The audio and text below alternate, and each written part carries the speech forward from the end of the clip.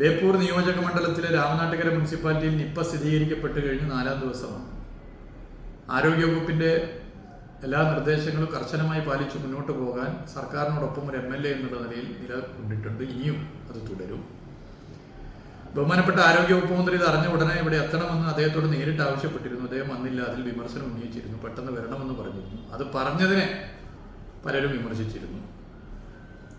എന്നാൽ ആരോഗ്യമന്ത്രി ഇവിടേക്ക് വരുന്നുണ്ട് എന്നുള്ളത് ഞങ്ങൾ ഉയർത്തിയ വാദം ശരിയാണെന്ന് ഇപ്പോൾ ഇവിടെ സ്ഥാപിക്കപ്പെടുന്നതിന് കാരണമായിട്ടുണ്ട് എന്നുള്ളതുകൊണ്ട് അതിന് മറ്റു കാര്യങ്ങളിലേക്ക് ഞാൻ കിടക്കുന്നില്ല. ആരോഗ്യവകുപ്പ് മന്ത്രി വന്നാൽ മാത്രം പോരാ, ഒരു വിസിറ്റിംഗ് പ്രൊഫസറെ പോലെ പോകാതെ ഇവിടെ ക്യാമ്പ് ചെയ്യും.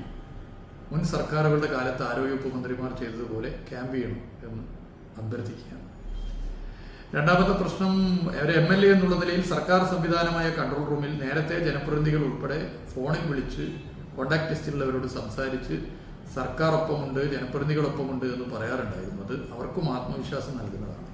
ഇപ്പോൾ ഈ കോണ്ടാക്ട് ലിസ്റ്റിലുള്ളവരുടെ നമ്പറൊക്കെ നമ്മുടെ കയ്യിലുണ്ട്. ഈ MLA ഓഫീസിൽ വെച്ച് അവരെയൊക്കെ വിളിക്കാം. അങ്ങനെയല്ലല്ലോ. ഒരു സർക്കാർ സംവിധാനത്തിന്റെ ഭാഗമായ കൺട്രോൾ റൂമിൽ നിന്ന് വിളിക്കുന്നത് വേറെ തന്നെ ഒരു എഫക്റ്റാണ്. അത് അവർക്ക് വലിയ ആത്മവിശ്വാസം നൽകും.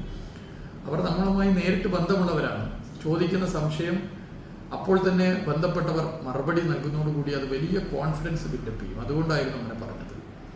പക്ഷേ നിങ്ങളൊന്നും വേണ്ട, അത് ഞങ്ങൾ ചെയ്തോളാം എന്ന നിലപാടാണ് ആരോഗ്യവകുപ്പ് മന്ത്രിയുടെ ഓഫീസ് സ്വീകരിച്ചത്.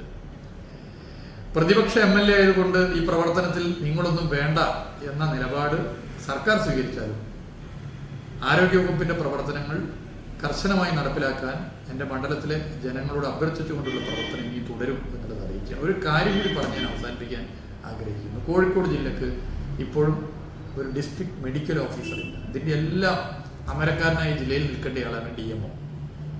അത് ഉടനെ വേണം. ഈ നിപ്പ വന്നിട്ട് പോലും അത് നിശ്ചയിക്കാനത് ശരിയായില്ല. അതിൻ്റെ പിന്നിലുള്ള മറ്റു താല്പര്യങ്ങൾ എന്ത് എന്നുള്ളതൊക്കെ പലരും ചർച്ച ചെയ്തതൊന്നും ഞാൻ ഇവിടെ പറയാൻ ആഗ്രഹിക്കുന്നില്ല. അടിയന്തരമായി DMOയെ നിശ്ചയിക്കണം എന്നുകൂടി അഭ്യർത്ഥിക്കുന്നു. ഈ പ്രവർത്തനത്തിൽ സർക്കാർ മുന്നോട്ട് വെക്കുന്ന എല്ലാ നിർദ്ദേശങ്ങളും പാലിച്ച് ഈ മണ്ഡലത്തിലെ കാര്യങ്ങൾ മുന്നോട്ട് പോകാൻ ഇനിയും കൂടെ ഉണ്ടാകും എന്നുള്ളത് അറിയിക്കുക.